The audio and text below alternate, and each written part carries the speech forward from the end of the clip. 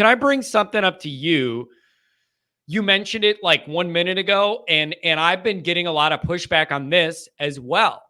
You mentioned Texas A&M, and if you could get off the bat there with the win, what that would do as the springboard. I'm starting to take crap on my content because I keep referencing what a big deal that game is, what a big deal that night is, for all the reasons we all know, year 3 and the playoff and this and that and everything. And it's week 1, SEC, all that crap. I'm already sick of talking about 6 months ahead. And I've been taking pushback, Mike. And the pushback is, John, all you're doing is building up Texas A&M into some monster. And I don't understand why you're scared of them. They're not going to be an elite team. And when you do these shows, talk about what a big game that is, you're pumping them up and you're giving them the respect they don't deserve because their roster's not going to be that good. Every time I bring that game up, I get a bunch of those messages. Before I tell you my canned response to that, how do you respond to that if somebody approached you like that? It's a huge game. It's a huge game. But no, Texas A&M ain't shit. Bulletin board material, don't care. They ain't shit. I do think when you look at a Texas A&M to kick off your season versus last year, just cupcake, right? And then you play your first real game.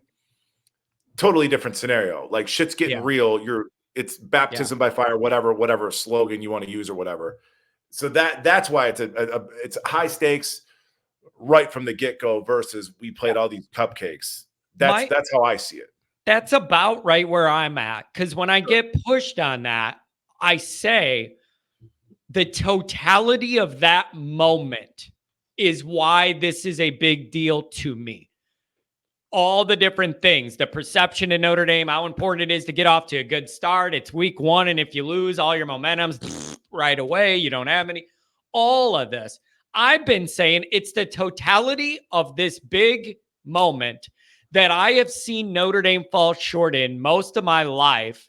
They have a prime opportunity in a big, important year to get off on the right foot and really calm the fan base down and really set us up for an exciting upward trajectory year.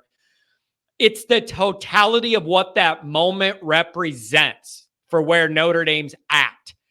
And A&M and Elko and the roster, they're a part of it, but they're only one part of it. It's the totality of all the stuff that goes into this barrel. It's a huge moment.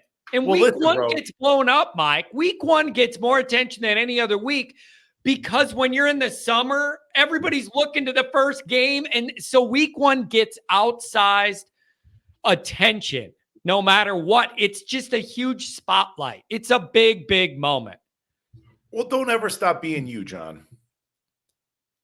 You hear me? Don't ever stop being you. Because that's the one thing that you do in this Notre Dame football space that nobody else does. So we could sit down and break down the rosters and who's got the most blue chips and who was this scheme versus 11 personnel versus Elko scheme, yada, yada, yada, yada. You know, you're thinking that you look at things more like, I guess, globally or whatever is the term. You're better at this than me. But you can't expect at this point, John, for people to see Notre Dame football things the way that you do. You know, where most people are going to break down statistics and it's like, no, there's always more to it than that. You know what I mean? And I agree with what you're saying. It is a big game. It's a big challenge for Freeman. It's a big road game. Last year didn't do so hot. Yeah. That's another dynamic. Yeah. It's proving ground for him. Oh man. It's one of those moments, Mike. I think about it all the time that sunset the sky and it's still hot where I live. And it's just that first football game. And like, I'm envisioning the whole moment and I'm just, all these people saying it ain't that big. It's going to feel big to them that night. Dude. I mean, I played in some of those games, bro. It's going to be, how hot do you figure it's going to be that game? Pretty damn hot. But the other thing is, Is it going to be a night game? That's not announced yet, but it probably be a night game. What do you think? You'd have to look at the rest of the schedule. You'd have to look at the rest of the, the other slate of games. But I'm going to assume it's going to be a night game, but maybe that's just us being Notre Dame fans. But if that's a day game, ooh, pardon my French, but that's going to be a motherfucker, dude. Yeah. That's going to be that's going to be a tough game if it's 100 whatever degrees down there with helmet on. I mean, that's going to be a tough game. Can I ask you about that? You could tell me if this is ignorant of me or not. I don't know the answer. Probably is. Yeah.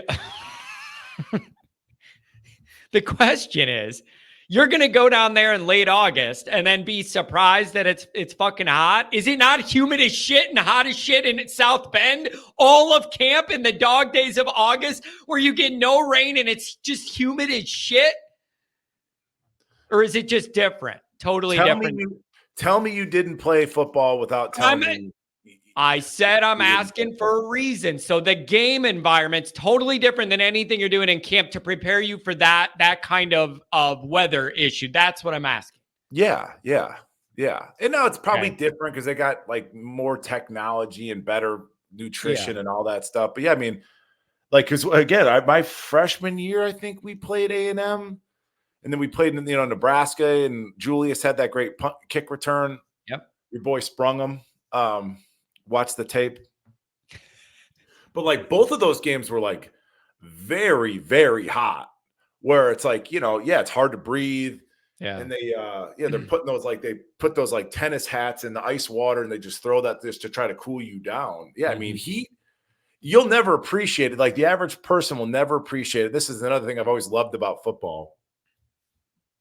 In fandom, it's like we all sit around to watch a football game and just eat cheese fries and drink beer. It's like we're like poisoning ourselves with food while we're watching like some of the greatest athletes in the world. Like it's always struck me as it's America's favorite pastime, destroying your body and watching this fine athlete. It's amazing, but I mean. That's stuff that people will never appreciate. Like when you're, heat's worse than cold. Like you'll see some of these freezing games at Lambeau Field. Like your hands might be a little cold, your toes might be a little cold, but you're moving around. That jacket keeps you warm. You're sweating underneath that sideline jacket. So you would prefer cold over heat then as a player? Not necessarily. But I'm just telling you, with a helmet on and pads and all that, and like, you just naturally sweat. I mean, yeah, you're going to lose. I mean, it's going to be hot, but I like that heat because it'll make it more intense. Put it that way. It'll make it more intense. You hit somebody, John,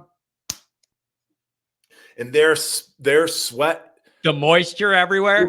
You hit somebody and their sweat goes on your face and your sweat goes on their face. It's crazy, Oh, man. Dude, it's wild to think about it that intimate of like, but that's the situation. Like, oh man. Yeah, because you would say like you're leaking out there, like you are losing a ton of fluid. Telling you, man, you're giving me more things to think about with this game. Like we need any more. Jeez, I mean. No, but they're going to have the advantage in terms of dealing with the heat if it's a day game. Half of those kids are Texas boys to begin with. I mean, they were raised in that stuff. So yeah, I remember a story from this book called Frank. I want that for Christmas, by the way, John. Would you get me that for Christmas? Yeah, Frank Lee and the Fighting Irish. And there's a story in here. I forget who it was. Texas A&M, somewhere in the South, real hot. Frank made a big deal about wanting to be closer to the band or the student section or flipping the side of the field. Frank made up something to go to the team we were going to as a visitor and ask if we could move our sideline down a little bit. There was something weird he came up with. And they didn't think much of it. And this was the 40s and said, sure, Frank, whatever. And he wanted to move down a little bit. And he came up with some bullshit reason. Sure enough, Mike, that fucking game comes on at noon and you start getting the sun and the shadows, and Notre Dame was in the shade the whole afternoon, right in that rectangle Frank made. The way that sun came over, our guys were in the shade and the home team wasn't. Yeah. He thought of everything and he figured it out to position it so our bench would be block that sun out. I love that kind of gamesmanship. Yeah, and he probably had 10 guys in the field too to boot. What a guy. What a guy. But no, so going back to your whole argument about, is it a big game? Yes, it's a big game. We should want it to be a big game. I don't see why you would push back, like, oh, it's not that big of a deal. What's going on with these fans, John? They think that me doing this is artificially pumping up like A&M's team or something. Like they're seeing me say that and then they feel better about themselves. Like it almost comes off like it's like, John, quit reassuring A&M that they're going to be good and that this is going to be a game. And I'm saying that's not my point. My point is the totality of this moment makes this a huge game for Notre Dame, and A&M's a part of it. But if we were playing Georgia, the roster would be much more of a main focus of mine. But we're not. We're playing A&M. Not scared of their roster. I don't like the whole dynamic because we failed in it my whole life. As we get closer and closer to the game, you'll do a deeper dive into the roster. But I'm gonna again assume they've got speed. They've got dudes, man. I mean, all that money that's been thrown around, they got dudes. I'm sure a couple of those recruiting classes that old Jimbo brought in, obviously have crumbled a little bit. But every recruiting class crumbles to a degree, especially these days. Well, I mean, look at Notre Dame's recent history. Like a third of the players end up sticking or starting. So. Don't give them too much credit, but don't overlook them. Is it a huge game in totality? Absolutely. That's perfectly fair.